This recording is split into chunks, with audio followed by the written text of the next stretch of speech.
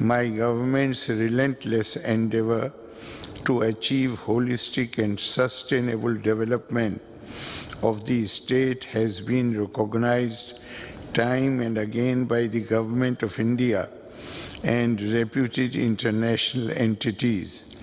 Kerala has been ranked at the forefront among the states in the achievement of sustainable development goals consistently by the Niti Aayog. In the overall public affairs index also, Kerala ranks forefront. Kerala won the Voyo Shrestha Samman 2021 of the Ministry of Social Justice and Empowerment, Government of India, as India's best state in caring for elderly people. My government has put in place a comprehensive medical insurance for the serving and retired employees. This is a unique with a substantial coverage of 30 lakh members. My government would vigorously pursue its development agenda with focus on the most vulnerable sections. It is with this in mind that my government undertook a survey to identify extreme poverty in early 22, which identified 64,006 extremely poor families across Kerala. The findings of the survey are broadly in line with the findings of the Niti Aayog baseline report on multidimensional poverty index, which indicated that multidimensional poverty in Kerala is only 0.7%, the lowest in the country.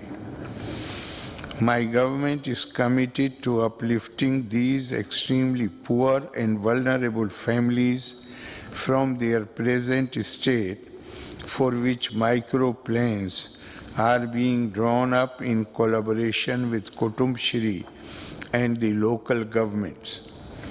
My government is committed to land and housing for all in both rural and urban areas. Under the aegis of the Life Mission, launched in 2016, 322,922 houses and 4 multi-storied complexes have been completed as on 15th January 2023.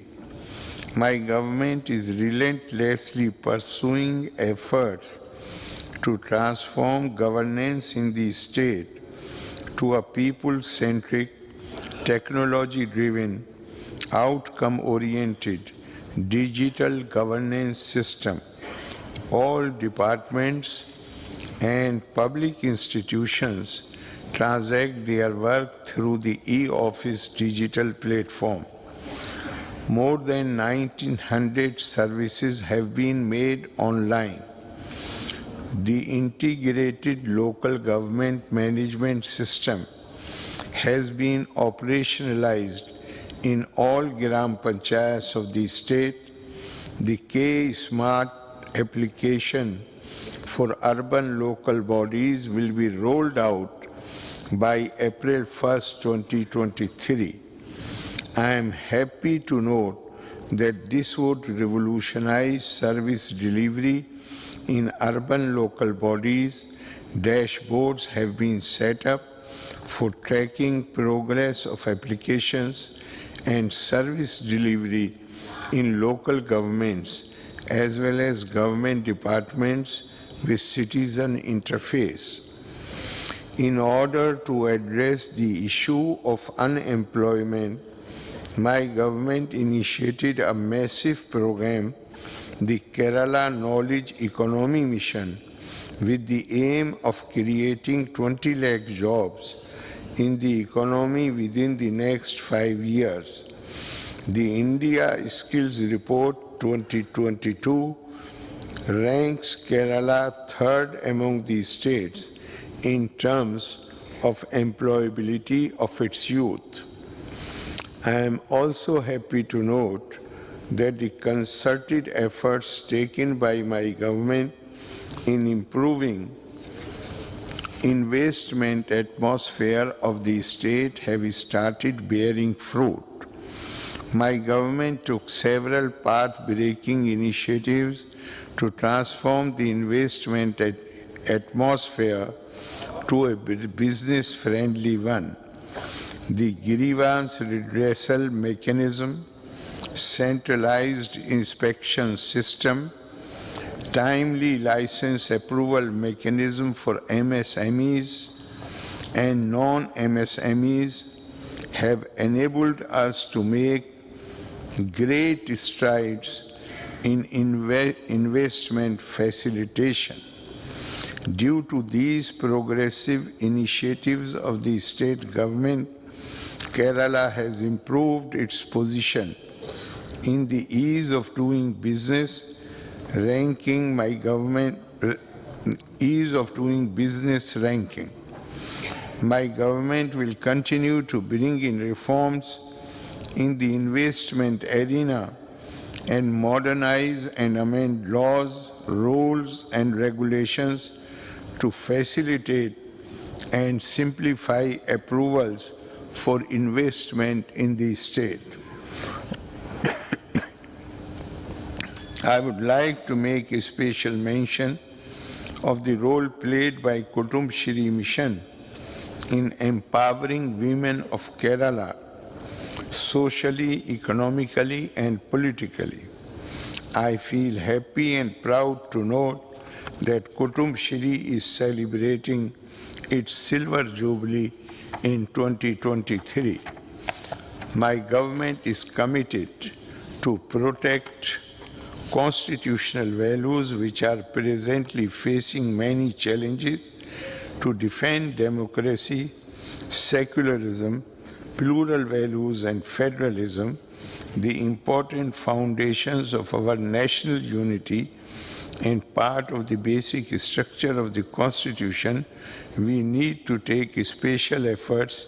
Hegemonic tendencies in religious, linguistic and other arenas hamper building of a robust democracy which respects diversity for strengthening its unity.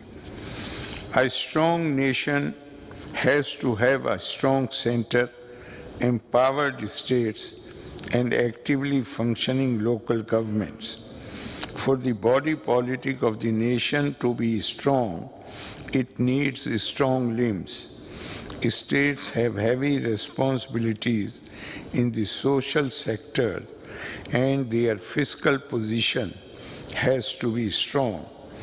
Recent measures to curtail the borrowing limits of the states constrain the scope of their interventions in the health, education and infrastructural sectors.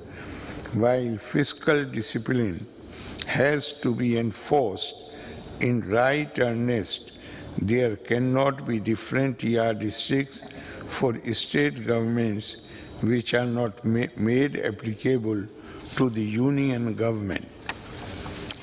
Our Constitution has provided legislative space for the union and the states.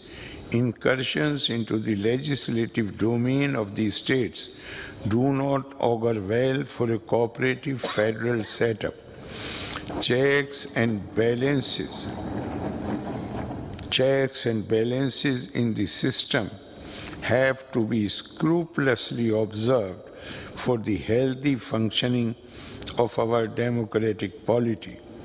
Legislative assemblies represent the will of the people, the spirit of legislation and the intention of the legislature has to be protected. My government is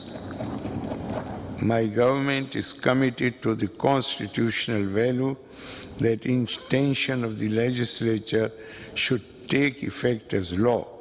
Similarly, the freedom of the press is a cardinal feature of every strong democratic society.